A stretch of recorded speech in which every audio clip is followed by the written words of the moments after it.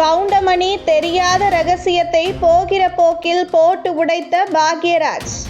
வேற லெவல் போங்க. சினிமா துறையில் நடிகை, நடிகர்கள் மற்றும் துணை கதாபாத்திரங்களில் நடிப்பவர்கள் கூட இயக்குநர்களின் வார்த்தைகளையும் இயக்குநர்கள் கூறுவது போன்று நடித்து காட்டி தன் திறமையை வெளிப்படுத்தினால் போதும். ஆனால் நகைச்சுவை நடிகராக ஒருவர் திரையில் வெளிவர ஆரம்பிக்கிறார் என்றால் அவர் தனது நிலையை தக்க வைத்துக் கொள்வதற்கும் தான் கூறும் நகைச்சுவை மக்களுக்கு எளிதில் புரியும் வகையிலும் அவர்களின் மனதை புண்படுத்தாத வகையிலும் அமைய வேண்டும் என்பதில் கருத்தாக இருக்க வேண்டும். ஏனென்றால் நாம் சொல்ல வந்த நகைச்சுவை ஒன்று, ஆனால் மக்கள் புரிந்து கொள்ளும் கருத்து ஒன்றாக இருந்தால் மக்கள் அந்த நகைச்சுவை நடிகரை விரும்ப மாட்டார்கள். அதனால் அவருக்கு அடுத்தடுத்த படங்களின் வாய்ப்புகளும் கிடைக்காமல் போய்விடும். எந்த நேரத்திலும் சரளமாக யாரும் சிந்திக்காத வகையிலான ஒரு காமெடியை முன்வைத்து அந்த இடத்தையே சிரிப்பு கொண்டு வருவது ஒரு நகைச்சுவை கலைஞரின் சிறப்பு. அப்படி தன் எதிரில் இருப்பவர் இவ்வளவு பெரியவராக இருந்தாலும் சரி, எவ்வளவு பெரிய உயரத்திலும் அதிகாரத்திலும் இருந்தாலும் சரி, அந்த நேரத்தில் தனக்கு ஒரு காமெடி தோன்றியது என்றால் அதை சட்டென்று கூறி அந்த இடத்தை சிரிப்பு மழையில் நனைய வைத்துவிடும் நகைச்சுவை நடிகர்தான் கவுண்டமணி. இவரது இயற்பெயர் சுப்பிரமணியன். திருப்பூர் மாவட்டம் உடுமலைப்பேட்டை அருகில் உள்ள கிராமத்தில் பிறந்த இவர் நாடகங்களின் வழியாக திரைத்துறைக்கு வந்தவர். திரைத்துறையில் வருவதற்கு முன்பாகவே திருமணமாகி 2 குழந்தைகள் இவருக்கு இருந்துள்ளது.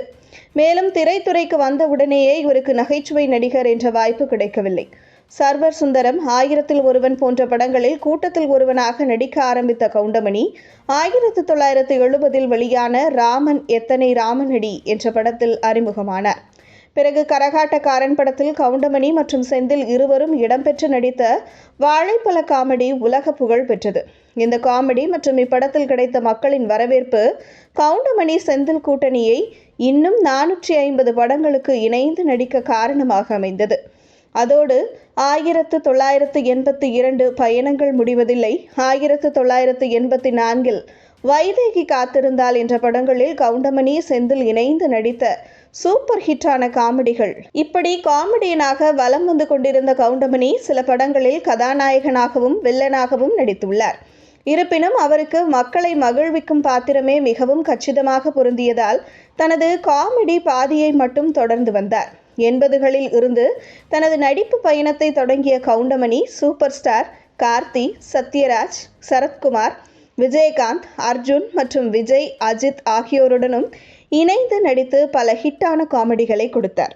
அது மட்டுமின்றி இந்த நடிகர்களுடன் நடிப்பதை விட சத்யராஜ் மற்றும் மணிவண்ணன் இருவருடனும் இணைந்து கவுண்டமணி நடிக்கும் பொழுது தனது முழு ஆளுமையை வெளிப்படுத்தி திரையில் மக்களின் கைத்தட்டல்களை பெருமளவில் வாங்குவார். அதாவது மாமன் மகள், தாய்மாமன், நடிகன், திருமதி பழனிசாமி போன்ற படங்களில் இவர்களது சிறந்த கூட்டணி வெளிப்பட்டிருக்கும்.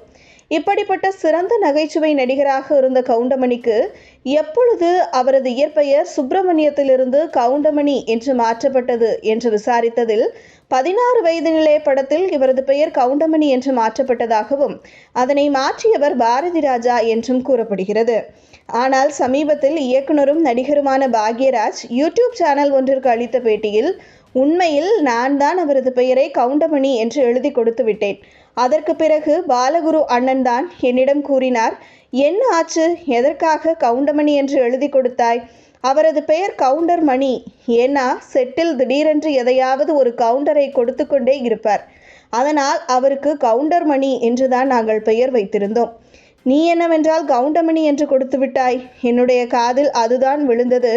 அதனால்தான் நான் கவுண்டமணி என்று எழுதி கொடுத்தேன் என பாக்யராஜ் கூறியதாகவும், இதை நானும் கவனிக்கவில்லை, அப்படியே திரையில் ஒளிபரப்பப்பட்டு விட்டது. அன்றிலிருந்து அவர் கவுண்டமணி என்று அழைக்கப்படுகிறார் என பாக்யராஜ் கூறியுள்ளார்.